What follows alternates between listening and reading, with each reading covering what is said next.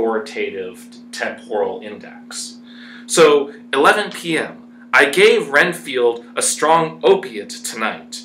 Did Renfield consent to this? I don't know. I don't even think it matters, does it? So I gave Renfield a strong opiate tonight, enough to make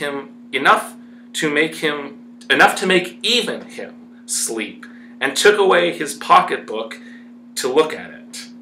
The thought that has been buzzing around my brain lately is complete, and the theory proved.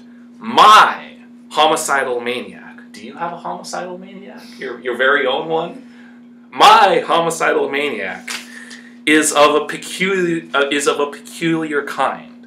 I shall have to invent a new classification for him and call him a zoophagous? Zoophagous? Yeah. I think a zoophagous parentheses life-eating maniac. What he desires is to absorb as many lives as he can, and he has laid himself out to achieve it in a cumulative way. He gave many flies to one spider and many spiders to one bird, and then wanted a cat to eat the many birds. What would have been his later steps? It would almost be worthwhile to complete the experiment. It might be done if there were only a sufficient cause. Men sneered at vivisection. So vivisection is like the cutting open of animals and people for experimental purposes. Men sneered at vivisection, and yet look at the results today. Why not advance science in its most difficult and vital aspect, the knowledge of the brain? Had I even the secret of one such mind? Did I hold the key to the fancy of even one lunatic? I might advance my own branch of science to a pitch compared with which Burden Sanderson's physiology or Ferrier's brain knowledge would be nothing. I love brain knowledge. Brain knowledge. Like neuroscience, right? Like that word may one day come to sound just as silly as brain knowledge does to us now. Would be as nothing. If only there were a sufficient cause. I must not think too much of this, or I may be tempted. A good cause might turn the scale with me. For may not I too be of an exceptional brain congenitally? All right. Passage. So wow, right?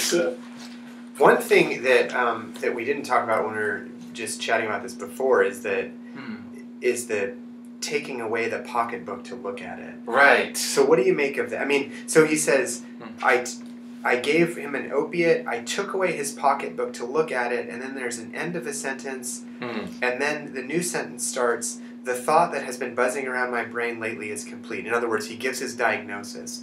So what did we miss there?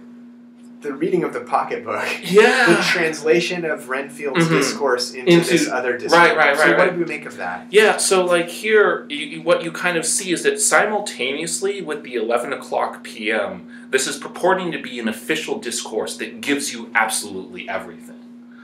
But then also, the novel is allowing you to see that there's sort of this gathering of knowledge, and then a period that we could almost read as an ellipsis. Right? Like, what we're missing here is he takes the pocketbook and then he spends some time reading it. Maybe he goes to reference some other psychological studies, and then he comes back with the thought that has been buzzing around my brain lately is complete, the theory proved.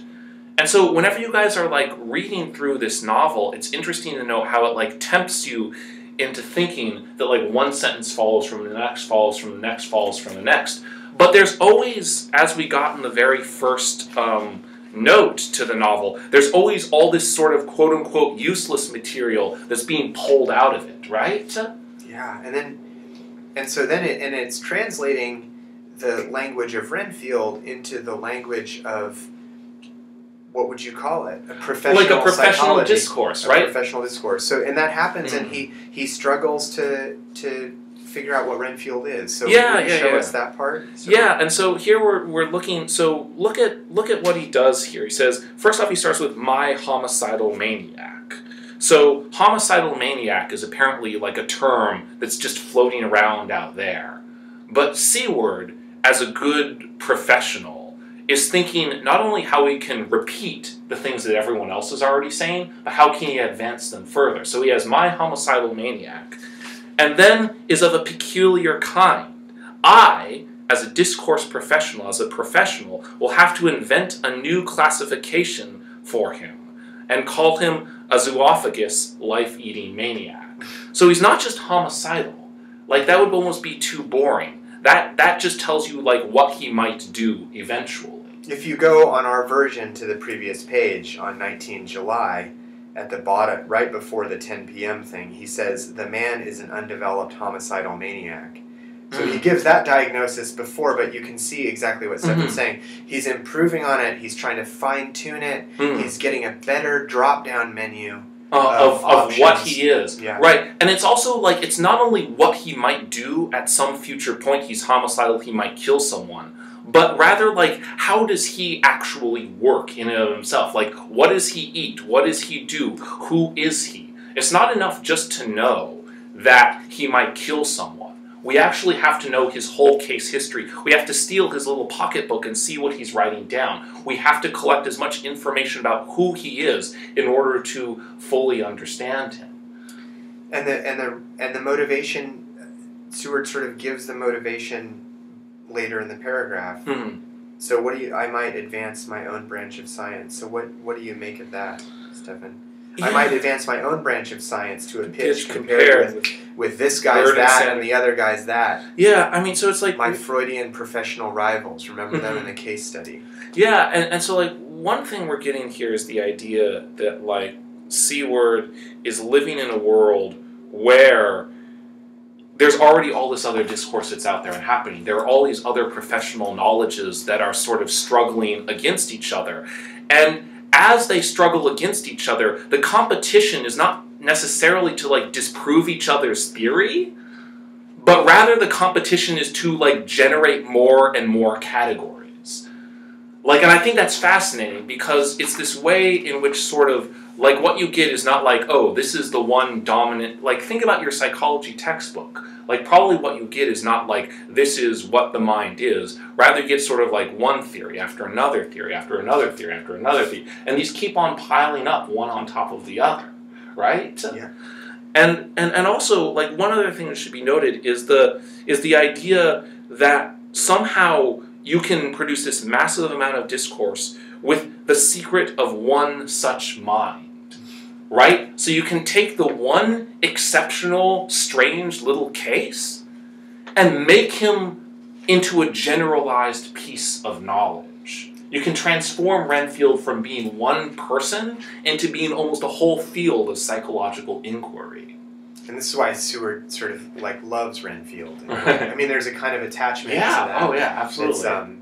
And so we don't have time to talk about the other ways in which that kind of desire to kind of know and to control, how that is eroticized in the novel. Yeah. We don't have time to talk about Lucy and this scene of communal stabbing, but maybe could you say a few words about that? We're talking about chapter 16. I want to shift really, really briefly in conclusion to just say one or two words about this orgasmic death scene.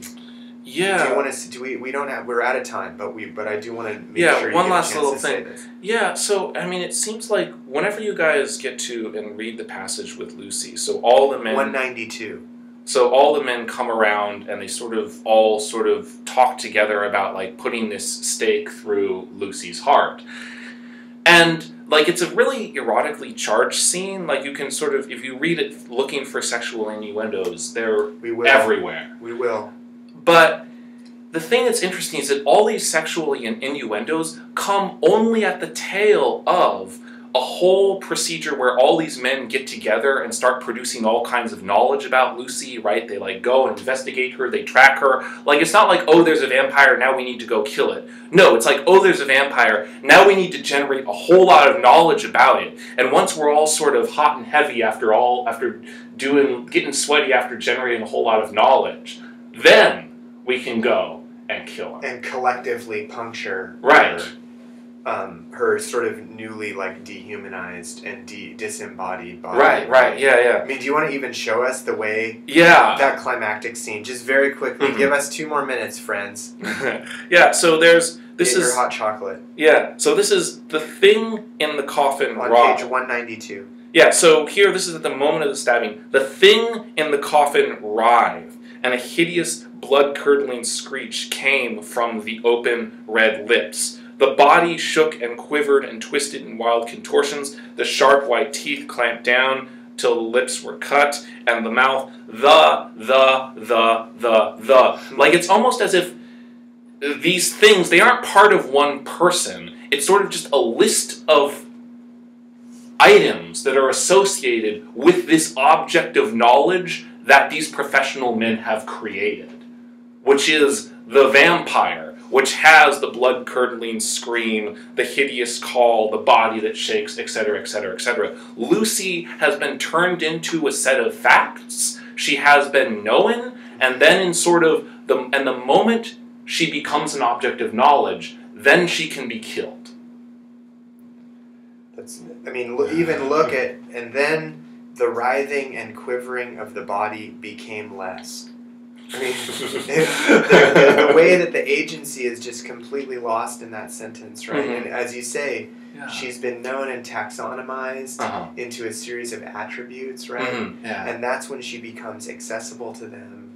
Is that right? And, yeah, absolutely. And what's the function of this, like, collective, sexualized puncturing, do you think, in this? I mean, it's like, I don't know, maybe it's just fun? But also maybe to sort of, for all these professional men who are from all their different professions, lawyers, doctors, future member of parliament, political, Arthur Holmwood, this is the moment at which they all have an object of knowledge that they share, that has become sort of an object of truth for them, and so as they puncture it, you sort of get like sort of all knowledges, all discourse that's always threatening to spin totally out of control, to finally being something that can be collectively understood and controlled.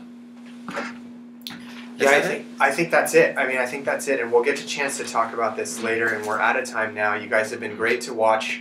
This little video, and let's together thank... Yeah, I'm sorry I didn't get to actually meet you guys, but, somewhere down the line.